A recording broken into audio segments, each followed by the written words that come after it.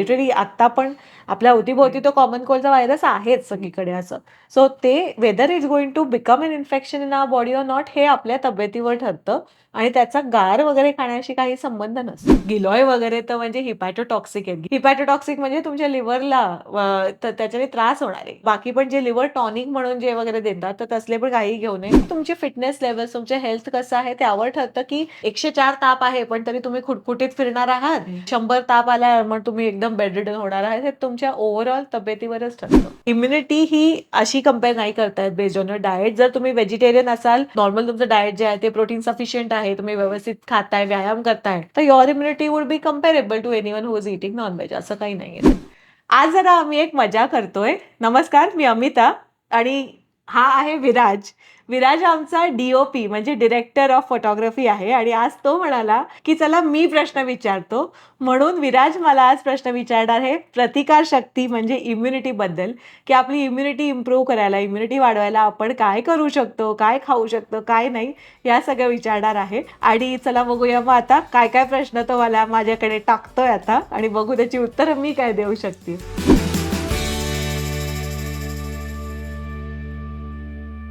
आता पावसाळ्याचा सीझन सुरू झालेला आहे आणि आजूबाजूला सगळे लोक खूप जास्त आजारी पडायला लागले. पावसाळ्याचं किंवा पावसात भिजायचं आणि लोक आजारी पडायचं याचं काही ऍक्च्युअल रिलेशन आहे का? सो हे म्हणजे असं झालं की म्हणजे ठेच लागली आणि माणूस मेला अशा प्रकारचं आहे. ऍक्च्युली पावसात भिजण्याचा आणि तुम्ही सर्दी खोकल्याचा असा काही म्हणजे इफेक्ट नसतो काही त्याच्यावर. पण मुळात काय होतं की आपली इम्युनिटी कमी असल्यामुळे तुम्ही जर असं सहन नसेल होत म्हणजे सर्दी खोकला वगैरे असं तेव्हा जास्त लोड असतो, व्हायरल लोड.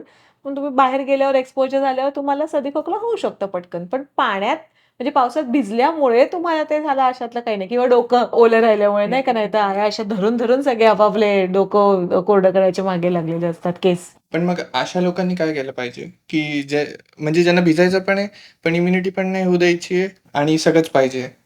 त्यांनी ना तहान लागल्यावर विहीर नाही खणली पाहिजे. आधीपासूनच तुम्ही तुमच्या इम्युनिटीवर काम केलं जर, तर म्हणजे ते आपण 10वीच्या परीक्षेची किंवा जेईईची तयारी जी 8वी पासून करायला लागतात, तशातला भाग आहे. आधीपासून तुमच्या इम्युनिटीवर काम करायला लागा. व्यवस्थित तुमचं खाणं, एक्सरसाइज सगळं नीट ठेवा. म्हणजे मग पावसाळा येईस्तोवर तुम्हाला त्रास नाही होणार. नाही, पण आता म्हणजे ज्यांची इम्युनिटी कमी असते त्यांची पावसाळ्याच्या म्हणजे पावसाळा सोडला तर बाकीच्याही वेळेस पण कमीच असते ना. हो, ॲब्सोल्युटली. पण त्यामुळे म्हणून तर तुम्ही प्रिव्हेन्शनकडे लक्ष जर दिलंत, कायम तुमची लाईफस्टाईल आणि तुमचं खाणं-पिणं असं जर ठेवलंत, की ज्याच्यात तुम्हाला म्हणजे ओव्हरऑल मॅक्सिमम इम्युनिटी राहू शकेल, की म्हणजे तुम्ही व्यवस्थित बॅलन्स डाएट खाणं, एक्सरसाइज करणं, झोपेकडे नीट लक्ष ठेवणं, असं केलं तर तुमची इम्युनिटी इम्प्रूव्ह होते.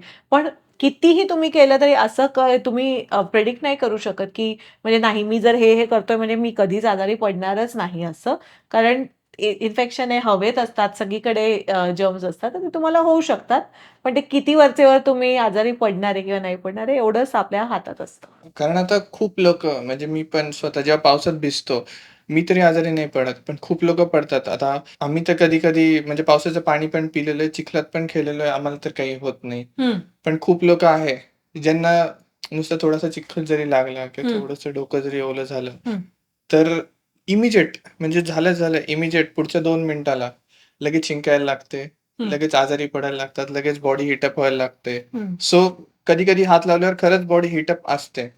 सो ते काय असतं म्हणजे इमिजिएट इन्फेक्शन किंवा काय कसं? इम्युनिटी म्हणजे ना कसं आहे, की तुम्हाला जेवढं एक्सपोजर असेल ना, तेवढी तुमची इम्युनिटी बिल्ड होत जाते. बरेचदा असं होतं, की भयंकर अगदी सगळं स्वच्छ, सॅनिटाइज, डिसइन्फेक्टेड, कधीच मातीत न खेळलेले, कधीच काही म्हणजे नाही का खाली पडलेले न खाल्लेले, असे जे खूप प्रोटेक्टेड एन्व्हायरमेंटमध्ये जे राहतात, तर त्यांना ते एक्सपोजर नसल्यामुळे त्यांची इम्युनिटी बिल्ड होत नाही. आणि दुसरा भाग म्हणजे, की तुमचं जी लाईफस्टाईल आहे, ती कायम जर तुम्ही हेल्दी लाईफस्टाईल जर ठेवली असेल, तरी त्यांनी पण तुम्हाला प्रोटेक्टिव्ह इफेक्ट येतो एक, की म्हणजे तुमची इम्युनिटी तेवढी जास्त मेंटेन राहते असं ओव्हरऑल.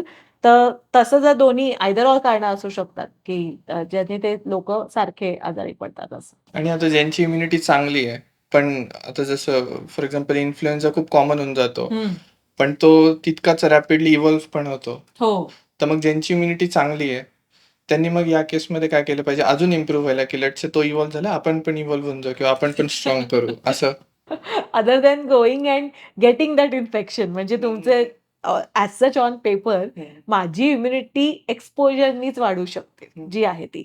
तर त्यामुळे मग जाऊन मी स्वतःला ते हायर लेव्हल जो इन्फ्लुएन्झा आहे, तर आयदर त्याचं मी व्हॅक्सीन घ्यायचं किंवा मग जाऊन आजारी पडायचं. तर नेक्स्ट टाईम जेव्हा होईल तेव्हा मला काही होणार नाही. हा एक भाग झाला. जर्म एक्सपोजर अपार्ट तुम्ही दुसरं काही नाही करू शकत. तुमचं मेन मेन जे लाईफस्टाईल आहे ती हेल्दी जर ठेवलीत, स्ट्रेस लेव्हल्स इन चेक ठेवलं, तरच तुम्हाला त्याचा बेनिफिट होणार आहे. आणि कोणी लोक असतात की आता जसं तुम्ही बोलले की ज्यांना इन्फेक्शन होतं, सो कुठले लोक असतात की ज्यांना इन्फेक्शन होतं, जे आजारी पण असतात, पण तरी ते वेल मेंटेन्ड असतात, म्हणजे ते त्याला सस्टेन जास्त बेटर करतात, किंवा जो दुसरा आहे जो डिरेक्टली बेड रिडन होऊन जातं किंवा असं काही, म्हणजे तो रूट आपल्याला घ्यायचा झाला. आता कोविडमध्ये आपण बघितलं बघ, की जी लोकं कधीच व्यायाम नव्हती करत किंवा ज्यांचा डायबिटीज वगैरे अनकंट्रोल्ड होता, तर त्यांना कसं झालं, की ते जास्त आजारी पडत होते. कारण मुळात त्यांची लाईफस्टाईल किंवा जे बेसिक त्यांची बायोकेमिस्ट्री होती ती गडबड होती. तर तसंच जर पण जे हेल्दी होते, ओव्हरऑल फिट होते, त्यांना नाही एवढा त्रास झाला.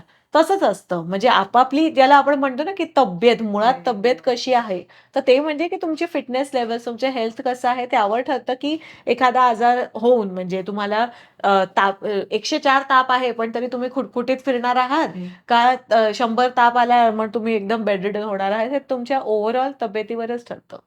आणि मग इम्युनिटी इम्प्रूव्ह करायला काय केलं पाहिजे? हो, इम्युनिटी इम्प्रूव्ह करायला पहिली गोष्ट काही असले काढे-वाढे काही घ्यायचे नाही. कारण मग मग मग जेव्हा आई बोलते काढे घ्या, तेव्हा मग काय उत्तर द्यायचं? तर काही ते तिला सांगायचं, की याच्याने मला फक्त म्हणजे बाथरूमला जास्त लागणार आहे, बाकी काही होणार नाहीये.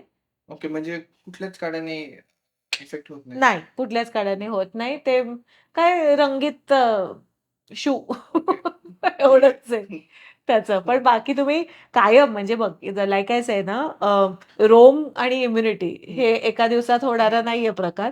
आधीपासून त्याच्यावर बांधायला लागतं, त्याच्यावर काम करायला लागतं तुम्हाला. तर त्यामुळे तुमचं ओव्हरऑल जर तुम्ही कायम तुमचं लाईफस्टाईल आणि डायट नीट ठेवलत, तरच तुमची इम्युनिटी नीट राहणार आहे. पण ती कशी इम्प्रूव्ह, म्हणजे काय स्टेप्स घेतले पाहिजे? स्टेप्स वुड बी की म्हणजे तुम्ही व्यवस्थित प्रोटीन खाताय की नाही, भाज्या वगैरे सगळ्या खाताय की नाही, वेगवेगळ्या रंगाच्या भाज्या खाताय की नाही, फ्रुट्स खाताय की नाही रोज हां आणि म्हणजे आज खाल्लं आणि मग उद्या 4 दिवस बिर्याणीच खाल्ली असं नाही. तर all of those things is आणि पाणी पिणं, झोप, तुमची व्यायाम all of that matters. Over the counter supplements मिळतात कॉमन वाले. सीकॉड झालं, गिलोय झालं, ह्या टाइपच्या गोळ्या. गिलॉय वगैरे तर म्हणजे हिपॅटोटॉक्सिक आहेत. गिलॉय ॲक्चुअली बॅन्ड आहे. हिपॅटोटॉक्सिक म्हणजे? हिपॅटोटॉक्सिक म्हणजे तुमच्या लिव्हरला तर त्याच्याने त्रास होणार आहे. तर गिलॉय अजिबात घेऊ नये कोणीच. बाकी पण जे लिव्हर टॉनिक म्हणून जे वगैरे देतात, तर तसले पण काही घेऊ नये. त्याच्यातले बरेच सगळे लिव्हरला तुम्हाला त्रास देतील किंवा टॉक्सिक असतील असे असतात. आणि व्हिटॅमिन सी वगैरे पण बऱ्याच वेळा घेतात. तर व्हिटॅमिन सी तुम्ही घेऊ शकता, पण ते तुम्ही आहारातनं पण घेऊ शकता. म्हणजे त्याच्यासाठी वेगळी तुम्ही गोळीच घ्यायला हवी आहे. व्हिटॅमिन सी ने झिंकसाठी असं अजिबात नाही. You can manage your diet end everything असं. आणि ते सीकॉड वगैरे? कॉड लिव्हर ऑइल जे आहे तर ते you you should be it should be a part of your diet anyway, but not cod liver oil, omega 3 fatty acids असं overall. तुम्ही फिश वगैरे खात असाल, अंडी खात असाल त्याच्यातून तुम्हाला मिळतील किंवा जवसाची चटणी वगैरे असं पण खाऊन त्याच्यातनं मिळू शकतं. व्हेज म्हणजे जो व्हेजिटेरियन आणि जो नॉन व्हेजिटेरियन असतो, दोघांच्या इम्युनिटीमध्ये काही फरक असतो? तू म्हणजे मला एकदम असे नैतिक प्रश्न विचारतोय तिथे बसून की व्हेज नॉन-व्हेज मध्ये फरक असू शकतो का? इम्युनिटी ही अशी कंपेअर नाही करता येत बेस्ड ऑन युअर डायट. जर तुम्ही व्हेजिटेरियन असाल, पण त्याच्यातनं पण तुम्हाला नॉर्मल तुमचं डायट जे आहे ते प्रोटीन सफिशियंट आहे, तुम्ही व्यवस्थित खाताय, व्यायाम करताय आणि तुम्हाला बाकी म्हणजे लाइक ओव्हरऑल तुमचं फिटनेस चांगलं आहे, तर your immunity would be comparable to anyone who is eating nonveg असं काही नाहीये त्याच्यात. एस्पेशली पावसाळ्यामध्ये किंवा एरवी पण भरपूर वेळा असं आई सांगते किंवा खूप लोकं पण बोलतात, की रात्री दही नाही खायचं किंवा लेट्स से रात्री ताक नाही प्यायचं. म्हणजे इन जनरल थंड गोष्ट रात्री नाही खायची. आईस्क्रीम खातात लोकं, पण ह्या बाकीच्या गोष्टी, ह्या टाइपच्या गोष्टी नाही बोलतात खायला. सो त्याचं काही आहे का रिलेशन? त्याचं असं रिलेशन काही नाहीये. पण काही जणांना कसं होतं, की गार जर त्यांनी ताक, दही काही प्यायले रात्री, तर त्यांनी जरा घसा असा खवखवतो किंवा कधी-कधी ना ताक, दही जास्त आंबट असतं. म्हणजे 2 दिवसाचं, 3 दिवसाचं असं असतं. मग तेव्हा पण तुम्हाला खवखवल्यामुळे असं वाटू शकतं, की जरा सर्दी झालंय का झालंय. काहींना अगदी फ्रँक म्हणजे असा सायनसायटिस वगैरे सारखा त्रास म्हणजे ज्यांना मुळात असं इथे सायनसच्या इथे वगैरे सगळं दुखतं, की नाही इन्फ्लेम्ड होतात सायनस. तर त्यांना होऊ शकतो म्हणजे ताकदह्याने त्रास, तर त्यांनी नाही खाणं. पण अदरवाईज काही चॅलेंज नाहीये, तुम्ही खाऊ शकताय. आणि पावसाळ्यामध्ये पण काही हो, प्रॉब्लेम? हो, काहीच प्रॉब्लेम नाहीये.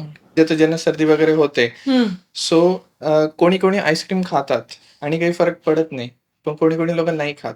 कारण त्यांना त्रास होतो. सो ते काय असतं? ते गार ह्याची सेन्सिटिव्हिटी असते काहींना. गार पदार्थ जर खाल्ले ना, तर त्यांनी त्यांना त्रास होतो. आता ते त्याच्यात एक प्रकार असा पण असतो, की ॲडेनॉइड्स नावाचा इथे ग्लँड असतो आपल्या कानाच्या जवळ.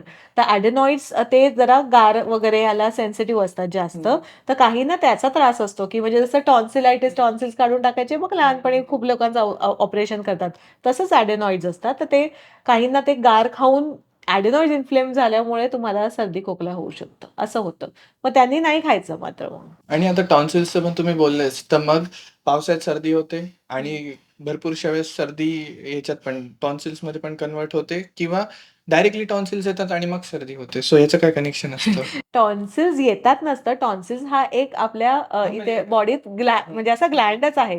तो सगळ्यांनाच असतो तो अनलेस तुम्ही लहानपणी ऑपरेशन केलेलं असेल तर म्हणजे. तर पण टॉन्सिलायटिस हा जो आजार आहे, की ज्याच्याने तुम्हाला म्हणजे सोर थ्रोट होणं किंवा खोकला, सर्दी, खोकला, ताप असं येणं, तसं होऊ शकतं. तर ते तुम्हाला जर तसं वरचेवर होत असेल, तर एनिवे तुमची इम्युनिटी कमी आहे आणि मग should be seeing a doctor, की म्हणजे ते टॉन्सिल्स काढायचेत का? कारण ते फर्स्ट गार्ड ऑर्गन असतं, की काही पण जे बाहेरून आपल्या तोंडातनं येतंय, तर ते त्याला इम्युनिटीचे म्हणजे असे गार्डियन सारखे असे असतात ते आपल्या शरीरातले असे खरे पाहायला गेले तर. पण काहींचे टॉन्सिल्स जे आहेत ते जास्त ॲक्टिव्ह असतात, तर त्यामुळे त्यांना वरचेवर सर्दी खोकला होऊ शकतं. पण त्यासाठी काही तुम्ही वेगळ्यानी करू शकता.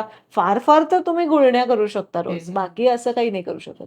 मग त्याच्या म्हणजे त्याला म्हणजे जसं तुम्ही बोलले, की त्या ग्लँड्सला आपण अजून इम्प्रूव्ह किंवा तसं नाही करू शकत? नाही. ते काही सर्व्हिसिंग केल्यानं जास्त चाललं असा प्रकार नाहीये.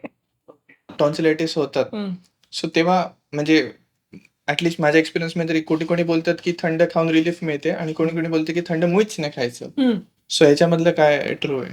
हे बघ जेव्हा सर्जरी होते ना, तुमच्या टॉन्सिल्सची सर्जरी म्हणजे टॉन्सिल्स काढून टाकल्याची सर्जरी होते, तर तेव्हा गार खायला सांगतात आईस्क्रीम वगैरे. कारण मग ते आत आग होत असते. तर ते गार म्हणजे आपण आईस पॅक जसं लावतो की नाही मसल्सना, जर तुम्हाला ते दुखतंय तर आईस पॅक लावतात. तर तशासारखं काम करतं म्हणून ते तसं गार खायला सांगतात. पण नाही तर हे जे गार खाऊन सर्दी होण्याचा वाला प्रकार आहे ते एनिवे इट्स अ मिथ. म्हणजे आता आपण यूएस वगैरेमध्ये जर बघितलं तर आपल्याकडे तर म्हणजे म्हणतील वेड लागलंय यांना असं. पण जर मुलांना ताप आला तर त्यांना गार बर्फाची कँडी खायला देतात, की म्हणजे मग ते गार खाऊन तुमच्या शरीराचं टेम्परेचर कमी होईल असं. आणि याच्याच रिलेटेड आता म्हणजे नॅचरली आपण जर वातावरण थंड असेल, तर आपण काहीतरी गरम खातो किंवा गरम पितो आणि मग पावसाळ्यात कोणी गरम खातं, कोणी नाही खात. सो ती गोष्ट आणि पावसा रिलेटेड आहे का काही नाहीये? नाही. फील गुड आहे. बाहेर गार असलं की आपण आत गरम खायला आपल्याला बरं वाटतं एवढंच. बाकी त्याचा असा काही संबंध नाहीये काही आपल्या तब्येतीशी किंवा काही कारण कशाशी. खूप लोकं बोलतात ना, की नाही आता गार नको खाऊ, सर्दी होऊन जाईल.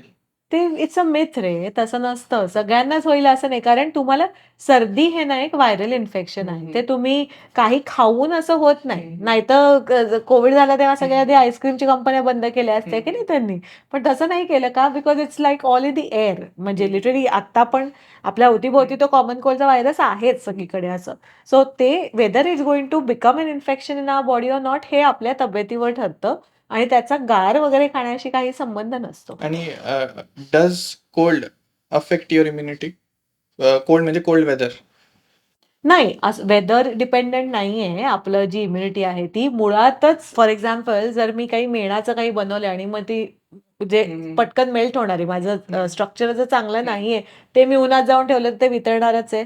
तसंच जर माझी मुळात जर तब्येत चांगली नाहीये, जर मी आधीपासूनचं फाउंडेशन माझं ठीक नाहीये, तर मग मला बाहेर काय गार गरम काही झालं किंवा कोणी माझ्या शेजारी शिंकलं तरी लगेच मला सर्दी होणार आहे. जनरल ऑब्झर्वेशन एकदम, की आपण बघतो की उन्हाळ्यात मोस्टली लोकं नीट असतात. कोणाला काही सर्दी नसते.